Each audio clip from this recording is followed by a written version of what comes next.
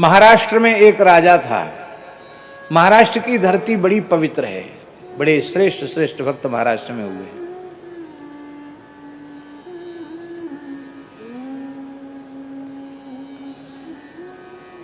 ये जो भक्तन हित सुत विसदियो भूप नारी गृह राखपति, ये जो नाभाजी ने संकेत किया है, ये भक्तन हित सुत विसदियो, ये महाराष्ट्र के राजा का चरित्र है।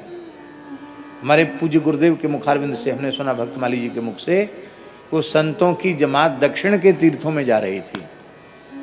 तो फिर सबसे पहले दक्षिण का आरंभ ही पंढरपुर से है, तो पंढरीनाथ जी का दर्शन करके फिर आगे बढ़े दक्षिण में, उधर श्री रंगनाथ रामेश्वरम तक संत जा रहे थे।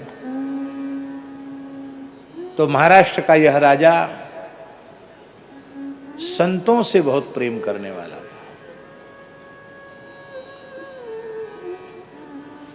संतों की भी ब्यासी ऐसी मंडली थी कि उस मंडली में कथा कीर्तन की धूम छाई रहती, धूम मची रहती थी।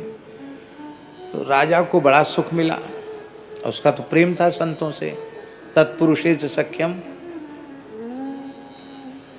तो किसी न किसी जुक्ति से संतों को रोकता, बोलता महाराज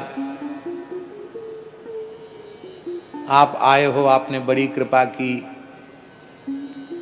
अभी तो बसंत ऋतु का आरंभ हुआ है, चैत्र का महीना चल रहा है,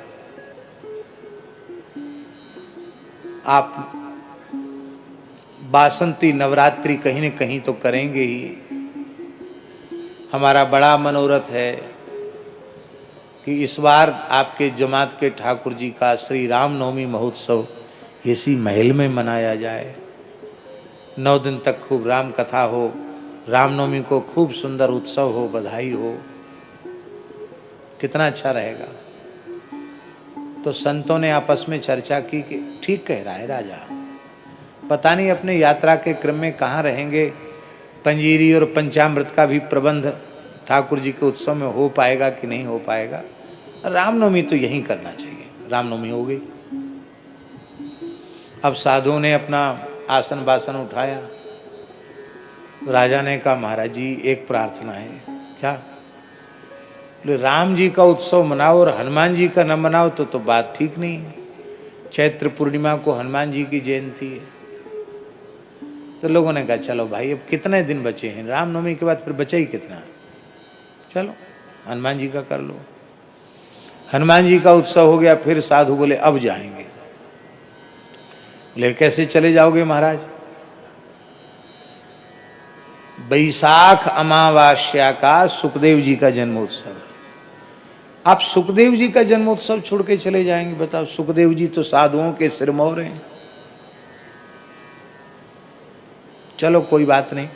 फिर बोले महाराज अक्षय तृतीया, चंदन श्रृंगार, चंदन श्रृंगार, चंदन यात्रा, आप इतना सुंदर उत्सव चंदन श्रृंगार का छोड़ के चले जाएंगे? नहीं महाराज, चरण पकड़ ले, अब तो रुकना पड़ेगा। बोले अच्छा ठीक है, अब तो हम नहीं मानेंगे, अब हम चले ही जाएंगे। राजा ने फिर चरण पकड़ लिए। बोले महाराज राम जी का उत्सव तो रामनवमी का मनाया और श्री जानकी जी का जानकी नवमी का न मनाओगे तो कैसे होगा? ये तो युगल सरकार के उपासक हैं, लाल जी का उत्सव हुआ तो प्रिया जी का भी होना चाहिए। सब ने कहा चलो इतना भगत है, कोई बात नहीं, रह जाओ। जानकी नवमी भी होगी। बैसाख में भी नहीं जाने दिया। ज्येष्ठ आया, फिर चरण पकड़ लिए। महाराज गंगा दशहरा है, गंगा दशहरा को तो बिल्कुल नहीं जाने देंगे।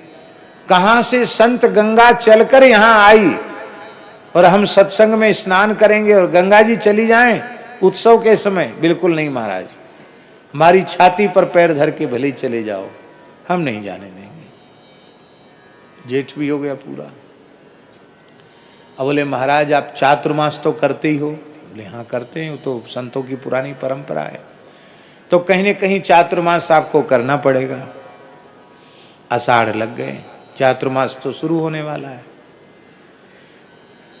तो इस बार यही चातुर्मास से हो जाए, बनी बनाई सब व्यवस्था है, नित्य चंद्रभागा का स्नान और सुंदर दर्शन और सब बढ़िया, यही चातुर्मास हो जाए तो कितना अच्छा रहे। संतों ने कहा हाँ भाई चातुर्मास तो कहीं न कहीं करना ही है। और सारे उत्सव इसी में आते हैं।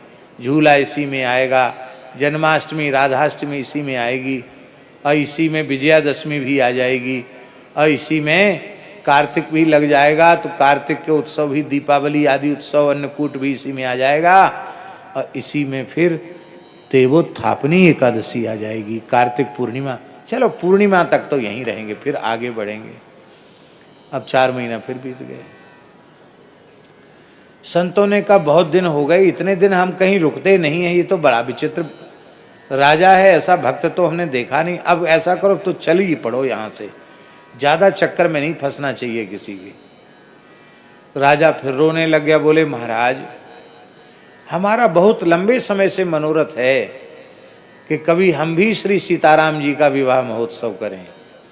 अब अगहन शुक्ल पंचमी श्री सीताराम विवाह महोत्सव, रस महोत्सव, इसे छोड़ के आप कहाँ जाएंगे।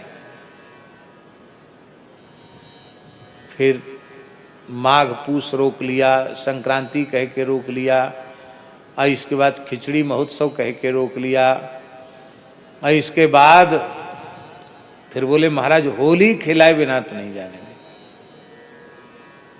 फिर कौन आ गया? होली के बाद फिर क्या आएगा? फिर चैत्र आएगा। आ गया चैत्र। बोले अब महाराज अब रामनवमी। बोले अब देखो साल भर होगी, अब नहीं मान सकते। बोले अच्छा महाराज ऐसा करो बाल भोग करके चले जाना। बोले बाल भोग नहीं, पानी तक नहीं पिएंगे तुम्हारे यहाँ, अब जाए नहीं। बाल भोग कर लेंगे तो कहोगे कि राजभोग करके जाना, राजभोग कर लेंगे तो कहेंगे महाराज ब्यारू करके जाना, और ब्यारू करके कहेंगे तो फिर तो बाल भोग राजभोग कभी बंद थोड़ी होना है, जब तक शरीर ये तो चलता रहेगा। इसलिए अब हम तुम्हारे चक्कर में फंसने वाले नहीं हैं।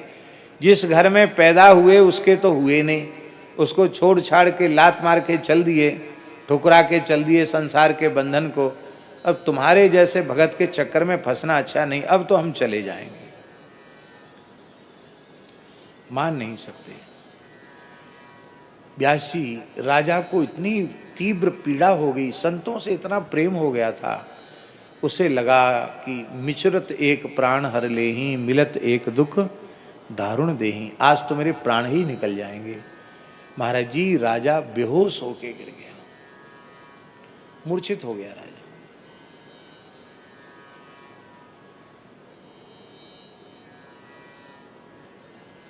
रानी परम पतिव्रता थी।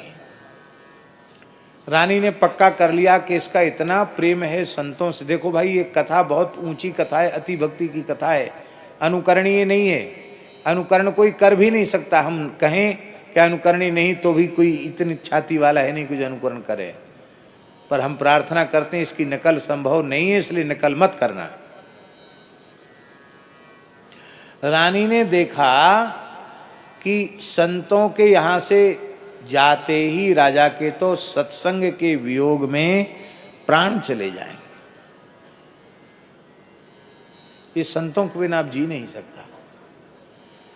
तो ये राजा मर जाएगा तो मैं सती हो जाऊंगी, मैं अनुगमन करूंगी, तो फिर छोटे राजकुमार का क्या होगा। राजकुलों में बड़ी राजनीति कूटनीति होती है। कहीं हमारे और महाराज के अभाव में छोटे बालक का जीवन अत्यंत दुखी न हो जाए। जब सब कुछ नष्ट होना ही है तो सर्वस्व बलिदान देकर भी और सत्संग प्राप्त करना चाहिए। तो रानी ने अपने एकमात्र पुत्र को विष दे दिया, हालाहल विष दे दिया। होगी कोई ऐसी माता जो अपने एकमात्र पुत्र को विष दे दे? रानी ने अपने पुत्र को विष दे दिया। इतना तीक्ष्ण विष था कि बालक के प्राण पखेरु उड़ गए, नख काले पड़ गए, नेत्र उलट गए, शरीर नीला पड़ गया जहर से। रानी ने रोना शुरू किया। रनिवास में और स्त्रियों ने रोना शुरू किया। राजा की मूर्छा जगी, वह भी रो ही रहा था। तो संत जो अपना अपना आसन वासन लेके तैयार थे जाने के लिए, उनके कान में जब रोने का शब्द पड़ा तो संत हृदय नवनीत समाना, ये तो वैसे ही कोमल हृदय के होते हैं साधु। उनके मन में आया कि जिस भक्त के यहाँ 1 वर्ष से हम लोग बहुत सुखपूर्वक निवास कर रहे थे, इसकी सेवा की भावना में कहीं भी कोई अंतर नहीं आया। नहीं तो ऐसा होता है, ज़्यादा लंबे समय के लिए आप कहीं रुक जाओ तो धीरे धीरे धीरे धीरे फिर सेवा की भावना कम होती चली जाती है, ऐसा होता है। इसलिए ज़्यादा कहीं रहना भी नहीं चाहिए, ऐसा भी एक नियम है कि कोई ऐसा ना समझे कि हमारे ऊपर अब भार पड़ गई, ये तो लद पड़े हमारे ऊपर, ले अब इनको झेलना ही पड़ेगा, क्या करें। 1 वर्ष में सेवा में के उत्साह में बिल्कुल भी कमी नहीं देखी गई। और ऐसे भक्त के घर में कोई संकट आ गया, उसके घर में सब रो रहे हैं और हम लोग स्वार्थी की तरह चले जाएं, ये तो मनुष्यता नहीं है, ये साधुता नहीं है। तो सब संत महल में प्रवेश कर गए। करे क्या हो गया भाई? अरे ये राजकुमार खेलता था, ये क्या हो गया? ये तो मर गया, इसको जहर किसने दे दिया?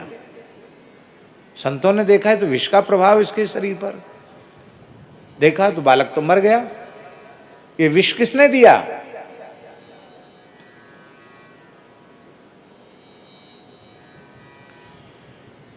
अब कौन विश्वास कर सकता था कि माता ही विष दे देगी? कोई विश्वास कर सकता था? महल में तो किसी ने दिया नहीं था।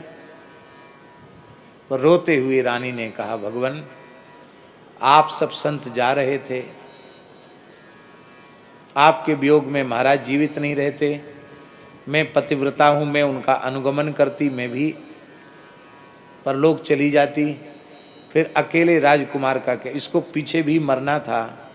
यदि इसकी मृत्यु के बदले आप 10-20 दिन का सत्संग और मिल जाए तो संसार की बड़ी सी बड़ी वस्तु को न्योछावर करके भी सत्संग प्राप्त किया जा सकता है। अब सबको मरना ही है, एक एक करके सबको मरना है। तो अब पुत्र मर गया, यह खबर सुनकर आप कम से कम 10-20 दिन तो नहीं जाएंगे, हमको ढाढ़स देने के लिए यहाँ रहेंगे। इतना सुनते ही संत रोने लगे। उन्होंने कहा, अब धक्का देकर घर से निकालोगे तो भी नहीं जाएंगे। ऐसे भक्त प्रेमी संत प्रेमी के घर में तो 4 धाम सप्तपुरी ऐसे भक्त के घर में ही निवास करते हैं। और अब कोई मरेगा नहीं, बालक भी नहीं मरेगा, मर तो गया और ये जीवित हो जाएगा। संतों ने भगवान का चरणामृत लिया और अकाल मृत्यु हरणम सर्वव्याधि विनाशनम विष्णोः पादोदकम पीत्वा पुनर्जन्म न विद्यते। जैसे ही उस मृत बालक के मुख में चरणामृत डाला, महाराज जी चरणामृत डालते ही बालक जैसे सोकर उठ के बैठ गया। विष का कोई चिन्ह, कोई प्रभाव उसके शरीर पर नहीं रह गया। और संतों ने अपने कटिपट खोल दिए, अपने आसन बासन सब पटक दिए। और महंत जी बोले, मोहनदास जी महंत जी बोले, अब हम तो इस भक्त के घर को छोड़ के अब कहीं जाएंगे नहीं, किसी तीर्थ धाम में नहीं जाएंगे, यहीं जीवन भर सत्संग करेंगे। जिसको सत्संग से इतना प्रेम है कि सत्संग के लिए एकमात्र पुत्र को न्योछावर कर दिया, तो ऐसे घर को छोड़ के अब हम कहीं नहीं जाएंगे। तुम लोगों की तीर्थ यात्रा का मन हो तो तुम लोग आगे चले जाओ, हम यहाँ से आगे नहीं जाएंगे। तो वहाँ महाराज जी प्रियादासी ने लिखा है कि जो प्रेम रस में भीजे हुए थे वे फिर कहीं नहीं गए, वे तो सब वहीं रह गए। कुछ एक ऐसे भी थे जो कहते थे चलो जो हुआ सो हुआ, अब हम तो आगे जाएंगे। तो जमात तो वहीं बंद हो गई। इसको कहते हैं तत्पुरुषेच सख्यम। भगवान के भक्तों में इतनी प्रीति हो जाती है कि भगवान के भक्तों का संग करने के लिए वह अपने तन मन प्राण सर्वस्व को भी न्योछावर करने के लिए राजी हो जाता है। वो समझता तन मन प्राण का सौदा करके भी सत्संग मिल जाए तो सौदा महंगा नहीं है, सौदा बहुत सस्ता है।